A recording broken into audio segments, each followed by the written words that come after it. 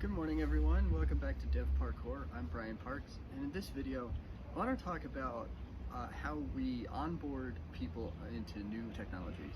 Specifically if you're picking up a new language or library or whatever else you might be using in your day-to-day workflow, and you go to their Getting Started page. I think the experience there is notoriously bad. I think I've mentioned in the past, possibly even on this channel, that when I picked up Vue.js, I really liked their Getting Started page because you could jump right into some examples.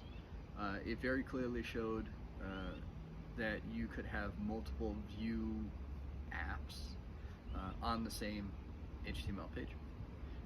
And each little app was something that you could interact with, not in some walled off environment like CodePen or JS Fiddle or something like that.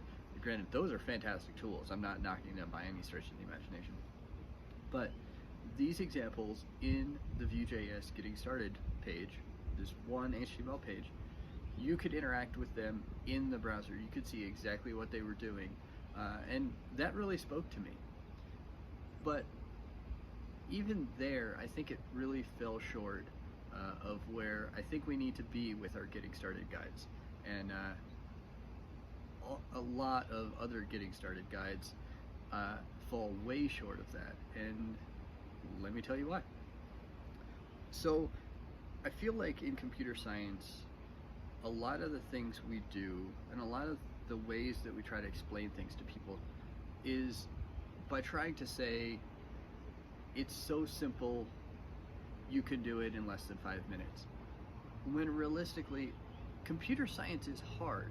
Lots of the things that we're doing are difficult, challenging tasks. We're solving difficult problems, sometimes maybe not even problems that have been solved before, right? If we're building a web application, yeah, lots of web applications are more or less the same. They have views, they have some logic, that sort of thing. But hopefully there's some aspect to them that's new and different. And all of these toolkits, they're like puzzle pieces or Legos that we're putting together in hopefully new and innovative ways to solve the specific problem that we're trying to solve.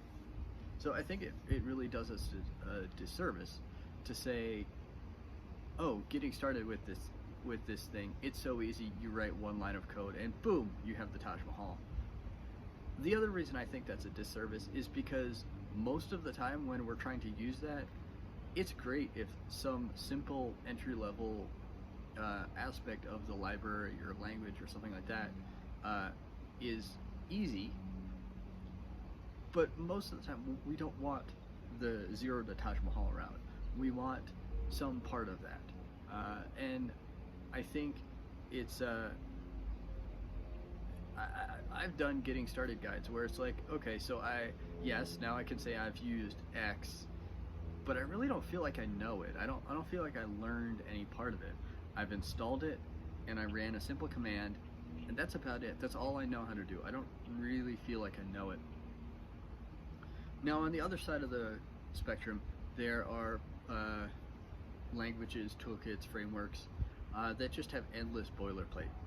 And I don't know, you may not know this about me, but I am extremely anti-boilerplate. I would much rather use convention over configuration. I would much rather start with something small and then build on top of it than have to run some application. I'd say Create React app is probably the only exception to the rule, just because I think it does a really great job of configuring the things that need to be configured. But most things that require a lot of boilerplate, it's all stuff that, do I really need to know about all of this right up front? Do I really need to care? I think most of the time, no. I'd rather just start something and have no configuration, just do something simple, and then have a clear pathway to build on top of it. So by means of examples, let's talk about the historical Hello World program and And let's take as an example Python, right? So in Python, the typical hello world program is print hello world. That's it, you're done. You know everything there is to know about Python. Except you don't.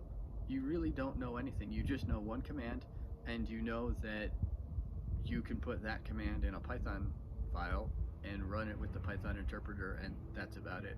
All good stuff, right? Because long term, you will be running Python programs from the Python interpreter. You will be putting Python commands into the Python file. So it's not totally a waste, but it really it's lacking. There's something lacking there. Whereas with say a Java Hello World program, yes, there's a lot of boilerplate. Yes, there's a lot of Java is a very verbose language, so there's a lot of additional keywords that you need to write before you have ever even gotten to the point where you can do system.out.println hello world, right? But by doing that, you get a feel for some of the things that are foundational to Java as a language. Things like, in Java, everything is a class. In Java, all code must exist within classes, and functional, imperative code, imperative code must all exist inside methods. Doesn't matter if it's the first thing that runs, it has to exist inside a method, right? The entry point to your program is public, static, void, main. It's been a while since I wrote Java. I think it's void, right? Yeah, so it has to be a static method, it has to be a void method, it has to be called main, and it has to take an array of strings, which are the command line arguments. That all sets up the context for how Java works.